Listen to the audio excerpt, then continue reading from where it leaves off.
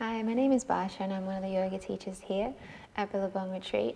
And one of my favorite topics is actually teaching meditation.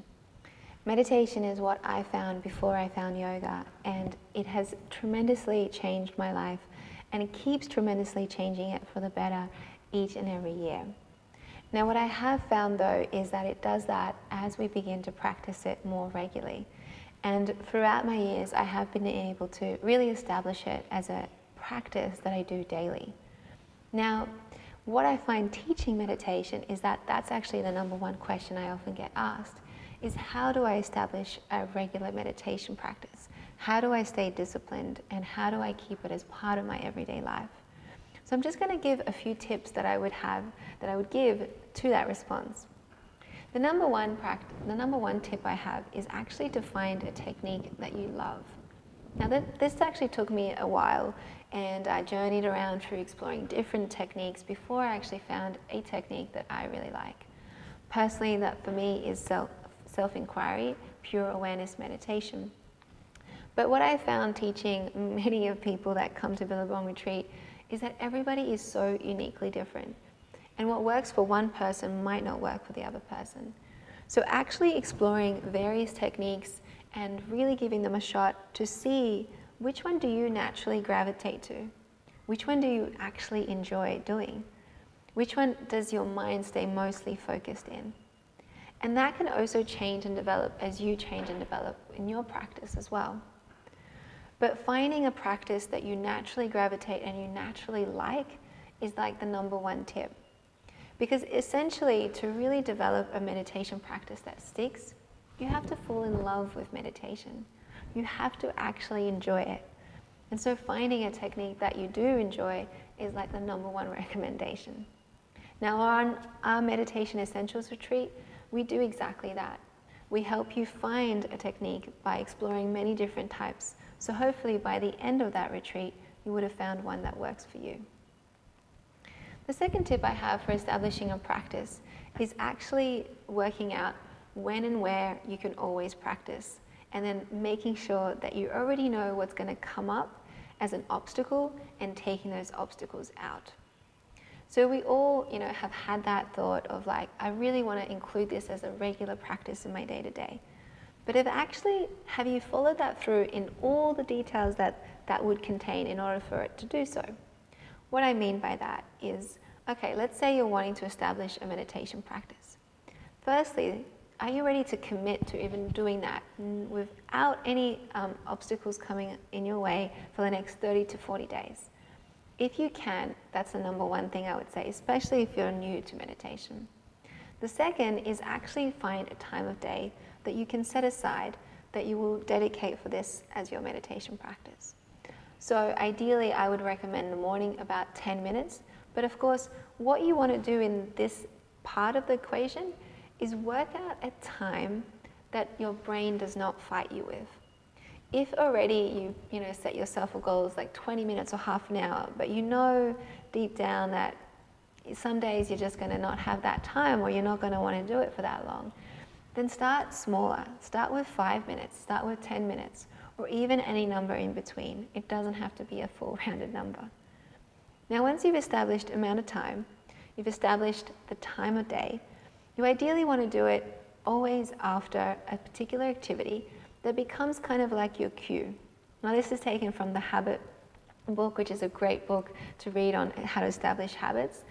And what you essentially want to be doing is finding an activity that you always do that can be kind of like this reminder of, oh, after that activity, I always do my meditation.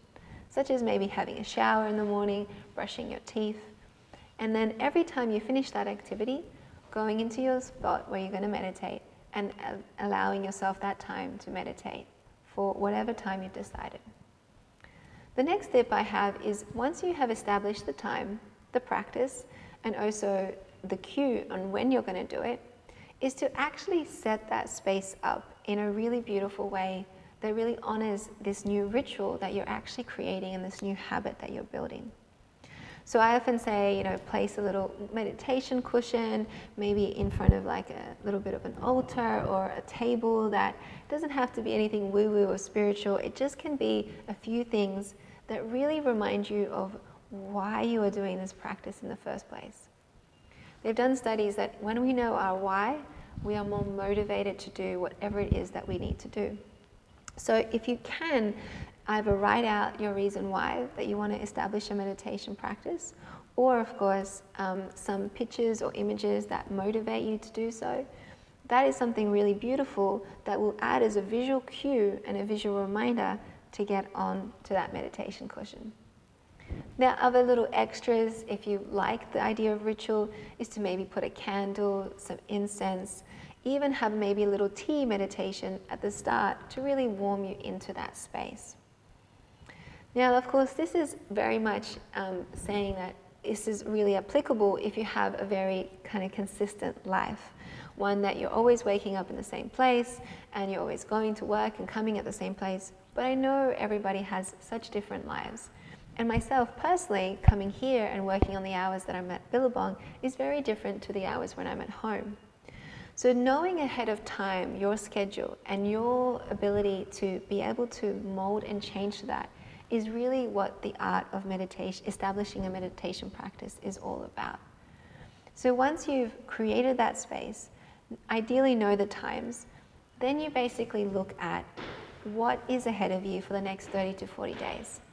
What kind of obstacles might be coming up, and then plan for ways to overcome them ahead of time.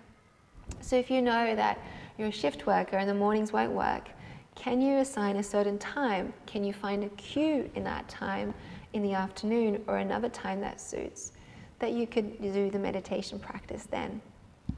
Also, of course, if you have interruptions such as kids or dogs or anyone that is coming into your space, you also want to let them know what you're doing for the next 30 to 40 days, or create a space that is not going to be able to be interrupted.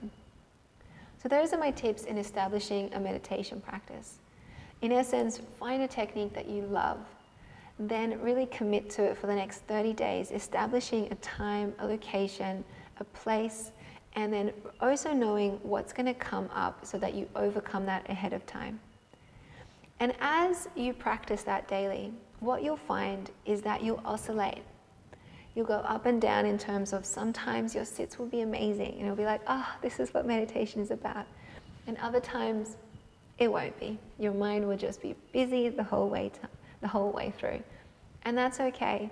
What you'll find as you journey through 30 days is that you'll start to recognize that this is part of meditation, and that you'll start to also build a little bit on top of being able to focus more, and all of which will help you to keep going further after the 30-day challenges maybe finishes.